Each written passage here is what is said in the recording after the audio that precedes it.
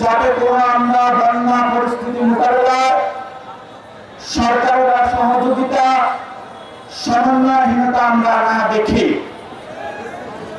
আপনারা দেখতে পাচ্ছেন জুলাই গণঅভ্যুত্থান হয়েছে, 1 বছর হয়েছে, একটা সংস্কার কমিশন গঠন হয়েছে। সেই সংস্কার কমিশনে বিভিন্ন দল একসাথে হয়েছে বাংলাদেশকে নতুন একটি জায়গায় নিয়ে যাওয়ার জন্য। কিন্তু আমরা দেশবাসী এখনো সেই সংস্কার কমিশনের দিকে তাকিয়ে আছি।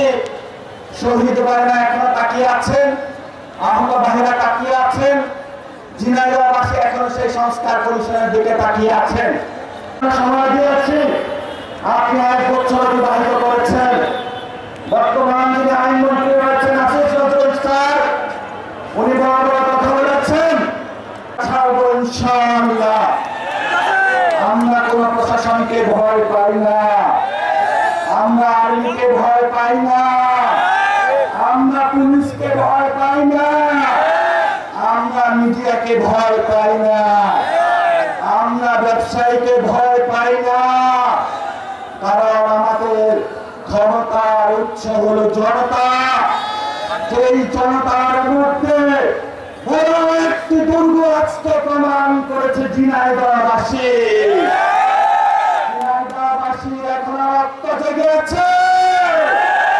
ঝিনাইদহবাসী জেগে থাকলে বাংলাদেশ পথ হারাবে না, হারাবে না ইনশাআল্লাহ। তবে আপনাদের কাছে আমাদের একটি আকুতি রয়েছে। ঝিনাইদহবাসী এখানে স্বাস্থ্য, চিকিৎসা, সীমান্তবর্তী সমস্যা থেকে শুরু করে অজস্র সমস্যায় জর্জরিত এই ঝিনাইদহবাসী। কিন্তু এই সমস্যা সমাধানে গত 50 বছর বিভিন্ন রাজনৈতিক দল তাদের বদল হয়েছে ক্ষমতায়, কিন্তু আমরা ঝিনাইদহবাসীর কোন ভাগ্যের পরিবর্তন দেখি নাই। ঝিনাইদহবাসীর ভাগ্যের পরিবর্তনের জন্য যারা আজকে আপনারা এখানে উপস্থিত হয়েছেন, প্রত্যেকেই বিভিন্ন জায়গায় ছড়িয়ে ছিটিয়ে বিভিন্ন যারা গরিব দুঃখী মানুষ রয়েছে তাদের ঘরে ঘরে গিয়ে সেবা পৌঁছে দেওয়ার মাধ্যমে নতুন বাংলাদেশ করতে আমরা যে প্রতিশ্রুতি নিয়েছি, সেই প্রতিশ্রুতিতে আমাদের ঐক্যবদ্ধ হবে। মাদকের কাছে নিজেকে বিক্রি করবেন না, সন্ত্রাসের কাছে নিজেকে বিক্রি করবেন না।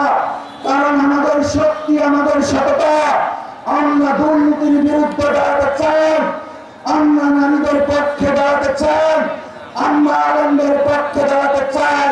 তবে আমাদের সুন্দর ভবিষ্যৎ বাংলাদেশ গঠন হবে। আমরা জুলাই ফিরে যাই।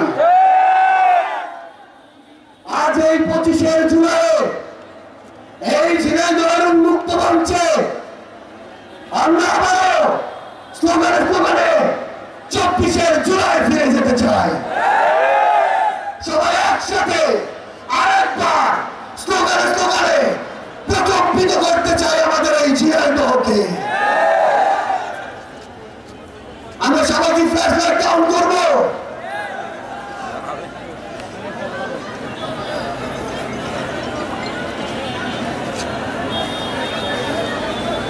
সবাই একসাথে বলতে হবে, পুরো ঝিনাইদহকে আবার জুলাই থেকে আমরা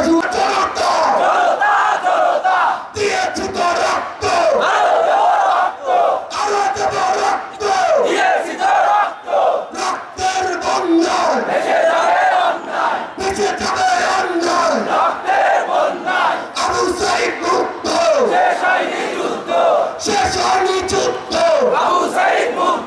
অ্যাকশন অ্যাকশন, চাঁদাবাজের বিরুদ্ধে বিচারের সংস্কার এই মুহূর্তে দরকার, এই মুহূর্তে দরকার বিচার বিচার বিচার চাই, বিচার বিচার বিচার চাই। প্রিয় ঝিনাইদহবাসী, আমার প্রাণপ্রিয়, আমার বয়সী তরুণরা, আপনারা যখন এখানে সমবেত হয়েছেন, ঠিক সেই সময় আমি কিছু শঙ্কার কথা বলবো। বাংলার আকাশ ইতিহাসে বাংলাদেশকে নিয়ে বাংলার আকাশে এখন দুর্যোগের ঘনঘটা। বাংলাদেশকে নিয়ে বিদেশে বসে ষড়যন্ত্রের ঘনঘটা। প্রিয় ঝিনাইদহবাসী, গত জুলাই আগস্টে হাসিনা নির্দেশ দিয়েছিলেন এই শিক্ষার্থীদের উপরে তোমরা লেথাল বুলেট দিয়ে পাখির মতো করে ভোগ ঝাঁচড়া করে দাও। হাসিনা এখন গন কেস, আওয়ামী লীগের চ্যাপ্টার ক্লোজ। আওয়ামী লীগ এমন ভাবে পালিয়েছে, আওয়ামী লীগের পতিত প্রেতাত্মারা ভারতে বসে, লন্ডনে বসে বাংলাদেশের বিরুদ্ধে যতই বিষোদ্গার করুক, Awami League will never come back.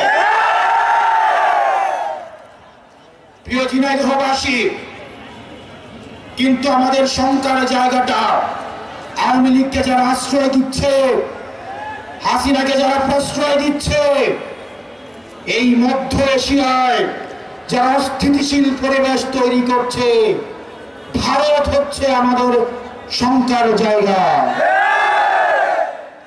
এই মধ্য এশিয়ায় অস্থিতিশীল পরিবেশ তৈরি করছে ভারত। হাসিনাকে বাংলাদেশে পুষিন করুন। আমরা বাংলাদেশের জনগণ তাকে বিচারে ঝুলিয়ে মৃত্যুদণ্ড কার্যকর করা পর্যন্ত অপেক্ষা করব। অনেক এসআই আমাদের সাথে এসে কথা বলো যে ভাই, আমরা জনতার বিরুদ্ধে দাঁড়াতে চাই না, কিন্তু কিছু উচ্চাভিলাষী অফিসার তারা রাজনীতির মুখে পড়ে আমাদেরকে তারা ব্যবহার করে। আমরা জানি সব পুলিশ কিন্তু খারাপ না। আমার ভাই, আমার সন্তান, আমার বাবা পুলিশে চাকরি করে, আপনার ভাই, আপনার বাবা, আপনার সন্তান পুলিশে চাকরি করে, সবাই কিন্তু বেনজির হারুন না। সুতরাং পুলিশ ভাইদেরকে আপনার বলবো, আপনাদের যেসব রাজনৈতিক অভিলাষী যেসব অফিসার রয়েছে, আপনারা তাদের মুখোশ উন্মোচন করে দিন। আপনারা রাজনৈতিক দলদাসে পরিণত হওয়ার দরকার নাই। আপনারা আওয়ামী লীগের পুলিশ ছিলেন, আপনারা হতে পারেন নাই, জনতার বিরুদ্ধে দাঁড়িয়েছেন, আর বাংলাদেশের বিপক্ষে দাঁড়ানোর চেষ্টা করেন না। বাংলাদেশের মানুষ মাফ করবে না। প্রিয় পুলিশ ভাইরা, চলেন আমরা একসাথে আপনাদের সন্তানদের জন্য, পরবর্তী বাংলাদেশের জন্য আমরা একটা সুন্দর পুলিশ কাঠামো গড়ে তুলি। অংশ সাংবাদিক যাদের বেতন 5 থেকে 6,000, অধিকাংশ সাংবাদিক যাদেরকে শুধুমাত্র বোনটা ধরিয়ে দিয়ে বলা হয় এবার কর্ম করে খাও। আমাদের এই ফ্যাসিস্ট, এই পুঁজিবাদী, এই মিডিয়া থেকে, এই মিডিয়া লিঙ্কের বিরুদ্ধে আমাদের নিরপেক্ষ এই সাংবাদিক ভাইদেরকে সামনে এগিয়ে আসতে হবে।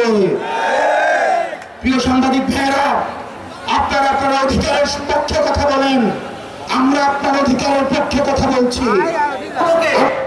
নতুন করে গড়ার লড়াই আমাদের শুরু হয়েছে।